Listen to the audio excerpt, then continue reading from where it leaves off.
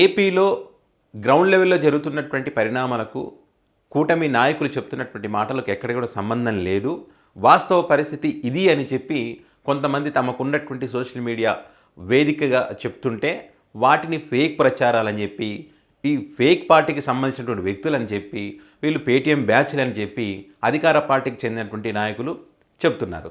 ముఖ్యంగా మొన్నటికి మొన్న నారా లోకేష్ గారు ఒక పోస్ట్ కూడా పెట్టారు. వైసీపీ పార్టీ చీఫ్ పార్టీ, ఆ పార్టీ నాయకుడు కూడా ఫేక్ నాయకుడు, ఆ పార్టీలో పనిచేసే వాళ్ళందరూ కూడా ఫేకు, వాళ్ళు పెట్టే పోస్టులు కూడా ఫేకు అని చెప్పి నారా లోకేష్ గారు స్వయంగా చెప్పడం జరిగింది.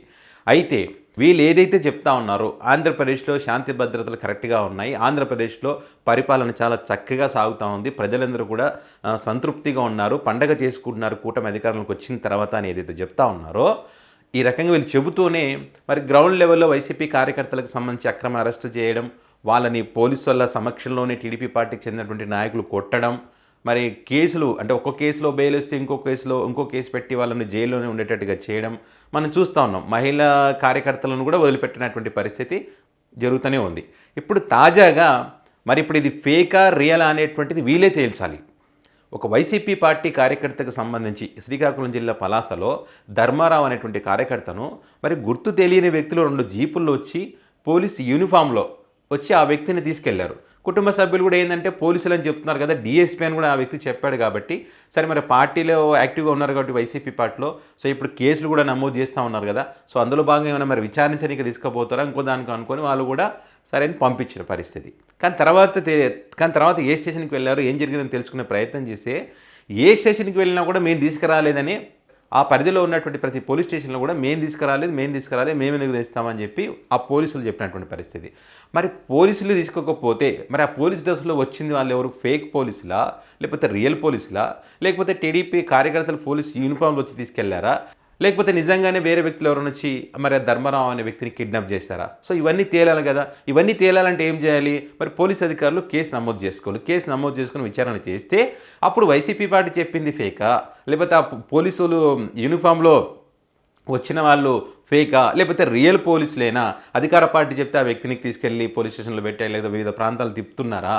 మరి ఇవన్నీ తెలియాలి కదా. తెలియాలంటే కేసు నమోదు చేయాలి. కేసు నమోదు చేయట్లేదు. ఇప్పుడు దానికి ఆ కుటుంబ సభ్యులు ఆందోళన చెంది మరి అక్కడ ఉన్నటువంటి నియోజకవర్గంలో ఉన్నటువంటి సిదిరి అప్పలరాజు మాజీ మంత్రి ఎవరైతే ఉన్నారో ఆ వ్యక్తికి చెప్పడం ఈ జరిగినటువంటి సంఘటనకు సంబంధించి. సో మరి సిదిరి అప్పలరాజు కూడా పోలీసులను క్వశ్చన్ చేయడం జరిగింది. అసలు దీనికి సంబంధించి నిజంగానే నిజమైనటువంటి పోలీసులా, లేకపోతే టీడీపీ కార్యకర్తలు ఏమైనా ఆ పోలీసుల యూనిఫామ్లో వచ్చి కిడ్నాప్ చేశారా, లేకపోతే ఇంకేమైనా జరిగిందా అనేది ఖచ్చితంగా మీరు కేసు నమోదు చేసుకుని ఎంక్వైరీ చేయాలి. మీరు ఎంక్వైరీ చేయకుండా అధికార పార్టీ చెప్పినట్టు కార్యకర్తలను ఇబ్బంది పెడతానంటే మాత్రం భవిష్యత్తులో చాలా ఇబ్బందులు ఎదుర్కోవాల్సి ఉంటుంది. ఎందుకంటే ఈ ప్రభుత్వాలు అనేటువంటి శాశ్వతం కాదు, ప్రభుత్వాలు మారుతూ ఉంటాయి. సో మీ చట్ట ప్రకారం న్యాయం ప్రకారం ఏం చేయాలో అది చేయండి, కానీ ఆ చట్టాన్ని దాటి మాత్రం ఎవరన్నా ఇబ్బంది పెడితే మాత్రం సహించలేదని చెప్పి సిదిరి అప్పలరాజు కూడా చెప్పినటువంటి పరిస్థితి. చాలా సీరియస్ మ్యాటర్ నిజంగానే, ఎందుకంటే అంత ఆషామాషిగా తీసుకోవడానికి ఛాన్స్ లేదు. నిజంగానే వాళ్ళు పోలీసులు అయితేనేమో కక్ష సాధింపుల భాగంగా అధికార పార్టీ చేస్తూ అనుకోవచ్చు, కానీ వాళ్ళు పోలీసులు కాకుండా ఒకవేళ టీడీపీ కార్యకర్తలు అయి ఉండి కనుక పోలీసు యూనిఫామ్లో వచ్చి ఉండి అంటే మాత్రం చాలా పెద్ద నేరం అది.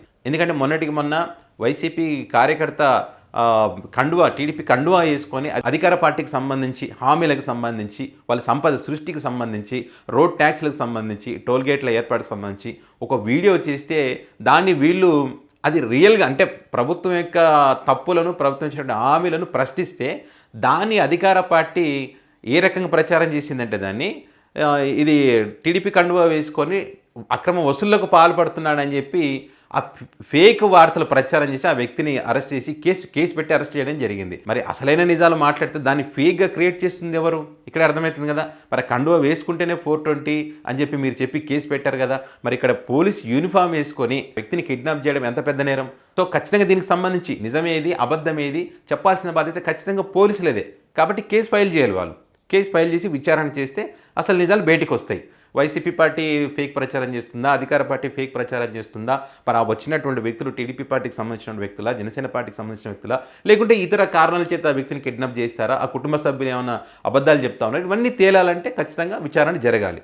మరి చూద్దాం మరి వీళ్ళు ఏదైతే శాంతి భద్రతలు బ్రహ్మాండంగా ఉన్నాయి, అద్భుతంగా పాలన సాగుతుందని చెప్పి నారా లోకేష్ గారు కానీ ఆ పార్టీ అధికార పార్టీకి సంబంధించిన నాయకులు చెప్తా ఉన్నారు కదా, మరి ఆ దిశగా వీళ్ళు విచారణ చేసి అసలు నిజాలు ఏంటని బయట పెడతారా, లేకపోతే మొన్నటిదాకా కేసులకు సంబంధించి ఏ రకంగా అయితే వివరించారో అదే రకంగా వివరిస్తారనేది చూద్దాం. సో ఈ అంశాలకు సంబంధించి మీ దగ్గర ఏమైనా సమాచారం ఉంటే కనుక కింద కామెంట్ బాక్స్లో కామెంట్ చేయండి.